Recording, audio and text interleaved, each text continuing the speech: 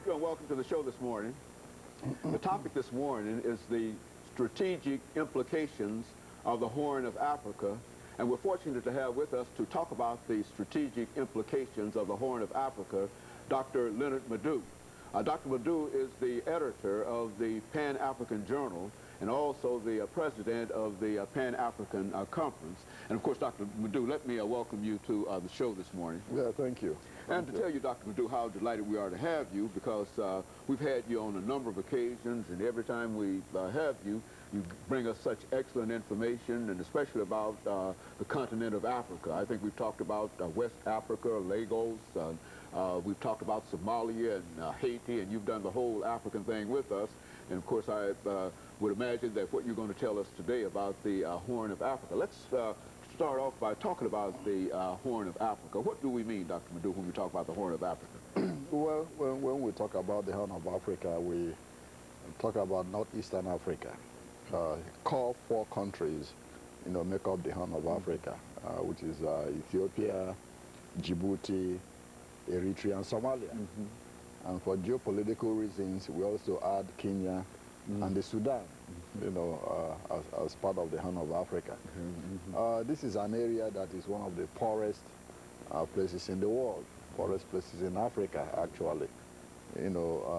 Pre-colonial times and post-colonial times, that part of the world has seen, violent civil wars, insurrections, irredentists. Just the name of some of the countries you mentioned. Movements, droughts, famine, etc., etc. And as a result of this continued, instability, the profound economic impact of that to that place has, cannot be overemphasized. In 1964, there was a war between Ethiopia and Somalia, over the Ogaden Desert. The continuing Eritrean, separatist movement, which started in the 60s after Haile Selassie annexed Eritrea as part of Ethiopia, continued till the overthrow of Mengistu in 1991. In 1977, Somalia invaded Ethiopia, trying to wrest the Ogaden Desert from Ethiopia, which actually was repelled with the aid of the Cuban forces. Again, you had the 1991 overthrow of President Siad Barre of Somalia. Somalia has never had any functioning government, up till now, even though you have a transitional government. In 1998, you had that bloody war, 88, 98, 99 between Eritrea and Ethiopia, which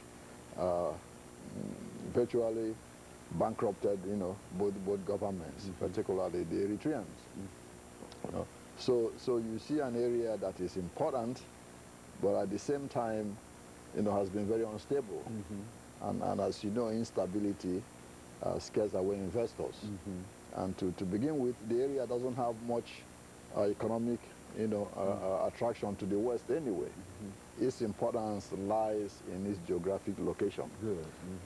For example, in 1953, then Emperor Haile Selassie of Ethiopia signed an agreement with the United States government to build a communication stations in Asmara, then part of Ethiopia, capital of Eritrea, to monitor the sea lanes, and keep an eye on Soviet actions in that part of the world. This is all part of the Cold War. Exactly. That's as part of the Cold War.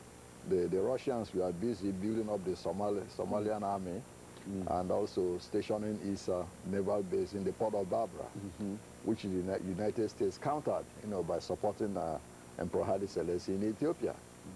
But following the revolution in '73, that toppled Emperor Haile Selassie and established a socialist government headed by Mengistu. The Soviet Union shifted to a larger customer, Ethiopia, abandoning the Somali government, and the United States came into, fill in the vacuum, So ever since, it's been the same, problems, economic and political problems that has beset that part of the world. But most importantly, really, the key geopolitical importance of that area is the Straits of Bab el Mandeb. In Arabic, that means, you know, a gate of tears.